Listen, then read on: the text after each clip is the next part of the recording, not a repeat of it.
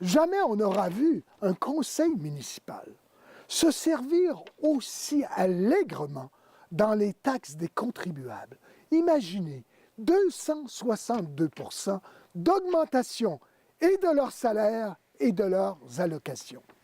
En ce qui nous concerne, nous, de l'équipe des contribuables, nous allons, pour les 4 prochaines années, geler nos salaires. Pour ce qui est des allocations non imposables, imaginez, si vous me faites confiance le 5 novembre prochain, eh bien, j'aurai droit à une allocation non imposable de 15 000 $ par année, donc de 60 000 $ pour un mandat. C'est l'équivalent d'un salaire brut de 120 000 $ pour lequel je n'aurai pas à produire de preuve de paiement et vous dire à vous pourquoi j'ai dépensé cet argent-là.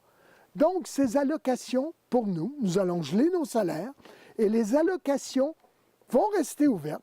On va pouvoir les utiliser, mais si on les utilise, contrairement à l'équipe de Mme Maillé, si on les utilise, on devra fournir les preuves de paiement, qu'on a vraiment dépensé cet argent.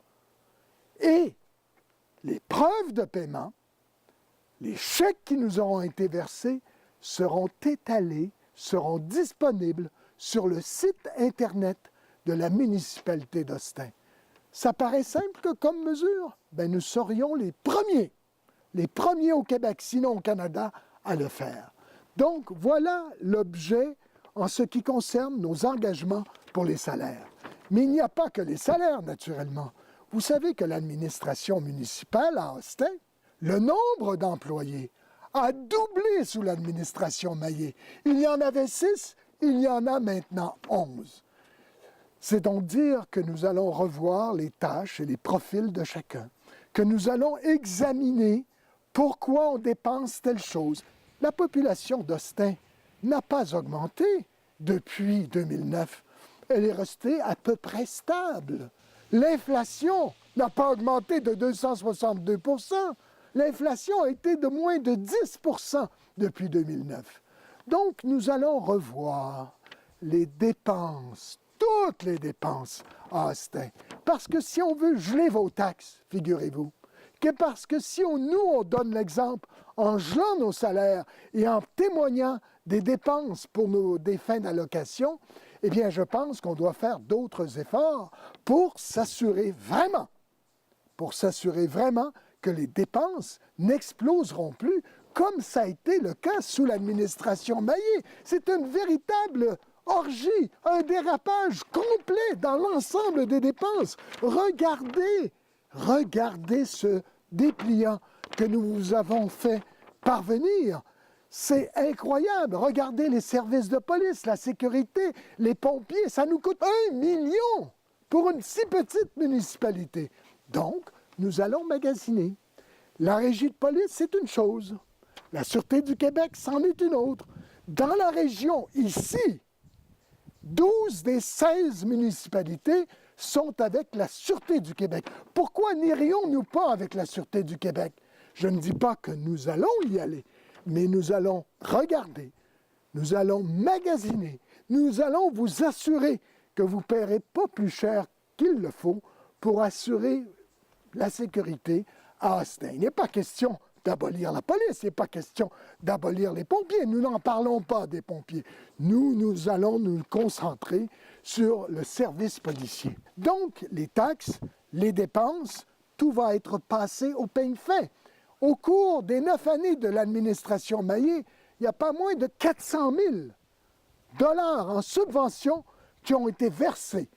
Il ne se passe pas un seul conseil de ville sans qu'on ait une subvention à donner à quelqu'un. Évidemment, Mme Maillé se fait beaucoup d'amis. Moi, je ne suis pas là pour me faire des amis. Je suis là pour administrer votre argent, pour tenir compte de l'intérêt des contribuables. C'est pour ça que nous nous appelons l'équipe des contribuables. C'est pour ça que nous sommes transparents. Mais il n'y a pas que les taxes et les dépenses. Il y a les routes. Vous savez dans quel état sont nos routes? Un état exécrable, les plus mauvaises de la région. Et de très mauvaises routes, c'est une mauvaise carte de visite si vous voulez vendre votre maison. Et vous savez qu'à Austin, 70% du développement des Citelles, les maisons au cours des 20 derniers mois se sont vendues en dessous de l'évaluation municipale. C'est une situation tout à fait unique dans la région. Il n'y a pas une autre municipalité où tant de maisons se vendent en dessous de l'évaluation municipale. Notre objectif, c'est que nous aurons le taux de taxation du 100 $ d'évaluation le plus bas de l'ensemble de la MRC de Memphremagog. Tout le monde saura, à commencer par les agents immobiliers et les courtiers immobiliers, qu'à Austin, c'est à Austin, où pour la valeur d'une maison, les taxes sont les plus basses. Et comme ça, on espère redresser la situation et faire en sorte que vos maisons ne se vendent plus en dessous de l'évaluation municipale. Évidemment, si on ne réduit pas les dépenses avec le personnel, si nous, les conseillers et le maire, ne réduisons pas nos dépenses, je ne pourrai pas geler vos taxes. C'est pour ça que notre slogan est très clair. Ensemble, c'est vous, c'est moi, c'est tout le monde qui va participer à cet effort collectif de réduire nos dépenses de manière à geler notre compte de taxes. L'environnement, la collecte des gros rebuts. En douce, l'administration municipale a enlevé la collecte des gros rebuts. Je pense particulièrement aux villégiateurs qui viennent ici, pas nécessairement tous les week-ends. C'est difficile pour eux d'arrimer la ressourcerie, d'aller au centre de Magog. C'est des choses qu'on demande aux villégiateurs et notre population, en grande partie, en est une de villégiature. Les gens viennent ici en villégiateur. Ils ne sont pas ici pour s'occuper de leur vidange les week-ends. Au maximum, ils peuvent les déposer sur le bord de la route. C'était ce qui était prévu. Alors nous allons restaurer ce service de collecte des rebuts au moins 2 fois par année. Il y a aussi les PAE. Vous en avez entendu parler il y a 1 an. Ce sont les plans d'aménagement d'ensemble. Les plans d'aménagement d'ensemble. Alors qu'on voit des membres du conseil qui possèdent d'énormes terrains, ils voudraient que les nouveaux arrivants s'installent, collés comme des sardines, installés sur des petits lots de 3000 m² minimum, alors qu'eux bénéficient de grands espaces. Pourquoi? Pourquoi 2 classes de citoyens? Pourquoi ceux qu'on entasserait avec leurs fosses septiques, leurs champs d'épuration, leurs puits artésiens et éventuellement, possiblement, un puits de géothermie? Pourquoi on forcerait ces gens à être dans un parloir, à entendre leurs voisins à proximité, à être lotis sur de petits lots de 3000 m², alors que des municipalités voisines, comme Saint-Étienne-de-Bolton, par exemple, eh bien, ils ont des PAE. Je ne suis pas contre les PAE, je suis pour les PAE, mais avec des lotissements de plus de 3000 m². La norme, sous M. Nicolet, depuis le début des années 2000, c'est 8000 m². Je ne pense pas qu'on doive faire de compromis. On doit avoir des PAE avec des lots minimum de 8000 m². Dernier point, la démocratie. Nous allons être transparents. Le conseil municipal, il y aura une caméra ou 2 caméras web qui enregistreront les séances du conseil municipal et vous pourrez vous-même les consulter sur le site web de la municipalité. Éventuellement, nous allons diviser le territoire en 6 districts. Par exemple, le développement des Citelles, 300 maisons, c'en serait probablement un avec Malaga et Webster. Le nord, domaine Montford, la route 112, le chemin nord, ça pourrait en être un autre district. Et le long du lac Memphremagog, les 200 propriétaires là, qui nous paient, qui versent à Austin 40% de toutes les taxes municipales, eh bien, pourraient avoir eux aussi leur district. Et le village, élargi, parce que le village est relativement petit, plus petit que plusieurs de nos développements. Alors le village pourrait aussi avoir son district électoral. Là, on aurait des gens qui seraient responsables.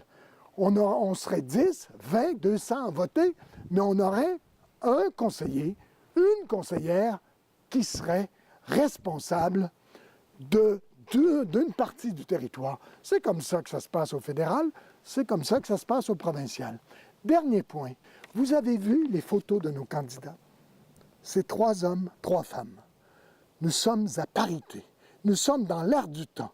Nous avons 2 femmes qui, toutes deux, ont actuellement sous leur charge 10 enfants. Qui dit mieux?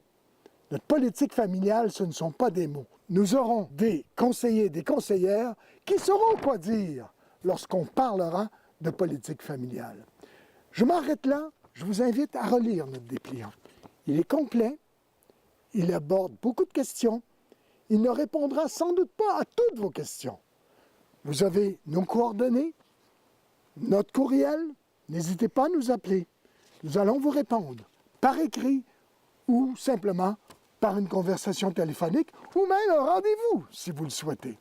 Sur ce, je vous souhaite une bonne fin de journée.